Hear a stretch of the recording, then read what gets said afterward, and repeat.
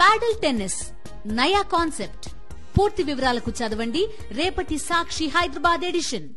మా పార్టీ పెద్దలకు రాంభూపాల్ రెడ్డి గారికి, ఎస్వి మోహన్ రెడ్డి గారికి, ఇక్కడికి విచ్చేసినటువంటి లాయర్లకు, కార్పొరేటర్లకు, మిగతా పార్టీ నాయకులకు అందరికీ, మీడియా మిత్రులకు అందరికీ కూడా నమస్కారం తెలియజేస్తూ, ఇందాక పెద్దలు చెప్పారు మొదటి నుంచి కూడా అంటే 53 నుంచి కూడా కర్నూలు నష్టపోతూనే ఉంది. అంటే ఆంధ్రప్రదేశ్ లెక్కల్లో తెలుగుదేశం పార్టీ, ముఖ్యంగా తెలుగుదేశం పార్టీ లెక్కల్లో కర్నూలు ఎంతసేపు త్యాగం చేయటమేనా అని మన పరిస్థితి. నేను అనటం ఏంటంటే, ఆ రోజున వెనుకబడిన జిల్లాలనే ఉద్దేశంతోనే శ్రీబాగ్ ఒడంబడికలో కర్నూలు రాజధాని కావాలని కోరుకునేటువంటి విషయం రాయలసీమ వాసులకు ఇచ్చినారు. ఇవాళ 14 సంవత్సరాలు ముఖ్యమంత్రిగా ఉన్నటువంటి చంద్రబాబు నాయుడు మళ్లీ మన ముఖ్యమంత్రి అయినాడు. అంటే వచ్చిన ప్రతిసారి ఏదో తీసుకురావటం కాకుండా, ఈ ప్రాంత అభివృద్ధికి ఏమాత్రం ఖర్చు పెట్టకుండా, ఏ ఒక్క పని చేయకుండా వచ్చినేటివి కూడా ఇవాళ దుర్మార్గంగా, అంటే ఆయన మనసులో రాయలసీమ అంటే ఎంత కసి ఉంది అనేది అర్థమవుతుంది.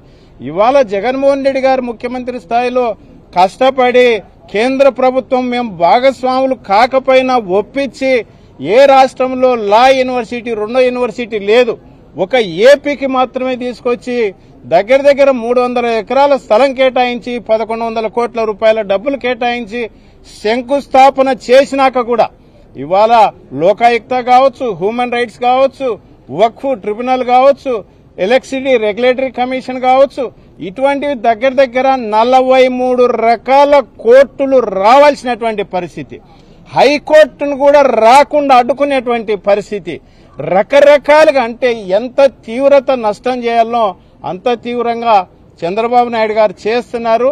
ఇది ఏమాత్రం కూడా వైసీపీ పార్టీ సహించదు. ప్రజా ఉద్యమాల ద్వారా ఏ రకంగా అయితే మిగతా పార్టీలను, మేము తెలుగుదేశం పార్టీకి ఒకటే విజ్ఞప్తి చేస్తున్నాం. ఈ రాయలసీమలో దగ్గర 7 మంది మంత్రులు ఉన్నారు. ఏం మాట్లాడుతున్నారు అంటే, ప్రాంత అభివృద్ధి కాకుండా రాజకీయ ప్రయోజనాలే ముఖ్యమనేటట్టుగా. మేము కూడా వైసీపీ అధికారంలో ఉన్నప్పుడు కాదు కూడా హైకోర్టు ఇక్కడికి రావాల్సిందే అని డిమాండ్ చేసినాం. మీకు అందరికి ఉండే ఉంటుంది. నాయకులు, ఇక్కడున్న నాయకులు కావచ్చు, వీళ్ళందరూ ఎమ్మెల్యే స్థాయిలలో మేము అందరం కలిసి ఈ ప్రాంతం ఖచ్చితంగా అభివృద్ధి కావాల్సిందే అంటే జగన్మోహన్ రెడ్డి గారు న్యాయ రాజధానిగా డిక్లేర్ చేసి ఇవన్నీ ఇక్కడ ఏర్పాటు చేయడం జరిగింది. ఇవాళ తెలుగుదేశం పార్టీలో ఎమ్మెల్యేలు ఉన్నారు, ఎంపీలు ఉన్నారు, మంత్రులు ఉన్నారు. ఏమాత్రం కూడా ఈ ప్రాంత అభివృద్ధి అనేది దృష్టిలో పెట్టుకోకుండా కేవలం రాజకీయ ప్రయోజనాలు, చంద్రబాబు నాయుడు గారి దగ్గర ఏం మాట్లాడితే ఏమవుతుందో అన్నట్టుగా భయపడిపోయి రాజకీయం వద్దండి. అంటే తల్లికి ద్రోహం చేసిన వాడు, జన్మభూమికి ద్రోహం చేసిన వాడు ఎప్పుడు బాగుపడినట్టు చరిత్రలో లేదు. మీరు దయచేసి ఆ పరిస్థితిలోకి వెళ్ళమాకండి అని చెప్పేసి చెబుతూ, అంతిమ దీని కొరకు ఏది ఏమైనా సరే అంటే నిరాదీక్షలకు కూడా పూనుకుంటాం, ప్రజా ఉద్యమాలు చేస్తాం. మిగతా కలిసి వచ్చే పార్టీలు, ఈ ప్రాంత అభివృద్ధి ఎవరైతే కోరుకుంటున్నారో ఆ రాజకీయ పార్టీలన్నింటిని కూడా ఖచ్చితంగా కలుపుకొని ముందుకెళ్తాం. ఎటువంటి పరిస్థితుల్లో ఇక్కడ నుంచి తరలించడానికి ఒప్పుకోమని సంగతి మీ ద్వారా తెలియజేస్తూ, ఈ సందర్భంగా ఇంకొక విషయం కూడా కలెక్టర్ గారికి విన్నవించడం జరిగింది. ఏంటంటే, మేము కర్నూలు నగరపాలక సంస్థ, పాలక మండలి వచ్చేసి దాదాపుగా ఒక 36 నెలల 40 నెలలు అవుతుంది. 40 నెలలు పైగానే అయిపోయా. ఎక్కడ కూడా మేము అధికారం లేకు వచ్చిన నుంచి ఒక్క ఇల్లీగల్ బంకు ఎక్కడ లేదు. ఇవాళ తెలుగుదేశం పార్టీ దోచుకటానికి, తినటానికి కాదేది అనర్హం అనే రీతిలో వాళ్ళు మద్య మాఫియా, బెల్ట్ షాపులు పెట్టి ఒప్పజెప్పినారు, ఇసుకను ఒప్పజెప్పినారు. ఇవాళ రోడ్ల వినబడి తినండి అన్నట్టుగా రోడ్ల విన కూడా బంకులేస్తుంటే చూస్తూ ఏమి చేయలేనటువంటి పరిస్థితి ఉంది. చాలా ఇది దౌర్భాగ్య పరిస్థితి. కర్నూలు వాతావరణాన్ని చెడగొట్టేటువంటి పరిస్థితి. ఇవాళ సి క్యాంపులో మీడియా మిత్రులు ఇంతమంది వచ్చినారు. అందరు వెళ్ళి ఒకసారి చూడండి. పట్టపగులు నిర్దాక్షిణంగా కబ్జాలు చేసి కడుతుంటే చూస్తూ ఊరుకుండాలా. కనీసం మీడియా మిత్రులను కూడా విజ్ఞప్తి చేస్తున్నా, రిక్వెస్ట్ చేస్తున్నా, దీన్ని కూడా, ఎందుకంటే ఇందాక కలెక్టర్ గారికి చెప్పాం, పొద్దున కమిషనర్ గారికి చెప్పినా ఖచ్చితంగా పడగొడతామని చెప్పినారు. కానీ హడావుడిగా సొంత స్థలంలో కూడా అంత స్పీడప్ చేసి కట్టుకోరేమో గానీ అంత అడావుడిగా కడుతున్నారు సి క్యాంపులో. దీన్ని అందరూ కూడా మీరు దయచేసి మీడియా మిత్రులు గమనించి కర్నూలు అభివృద్ధిని దృష్టిలో పెట్టుకుని కర్నూలు వాతావరణం చెడిపోకుండా ఒక తిట్లనేమో రోడ్లు వైండింగ్ కావాలంటున్నాం, ఒక తిట్లనే ఉన్నటివి కబ్జాలు లేకపోయి తెలుగుదేశం కార్యకర్తలు ఆక్యుపై చేసి సి క్యాంపులో అయితే కౌన్సిల్లో గొడవ జరిగింది.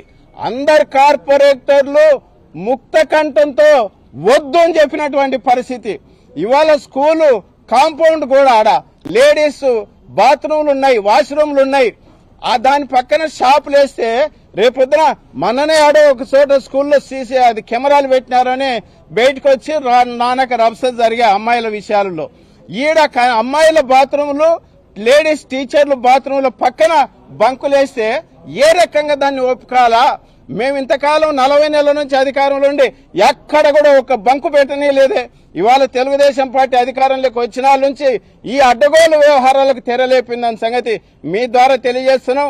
ఖచ్చితంగా వీటికి ఫుల్ స్టాప్ పెట్టాలా, లేకపోతే ఎలక్టెడ్ పార్టీ సపోర్టుతో మేమందరం కూడా రోడ్లు ఎక్కాల్సిన పరిస్థితి వస్తున్న సంగతి మీ ద్వారా తెలియజేస్తున్నాం.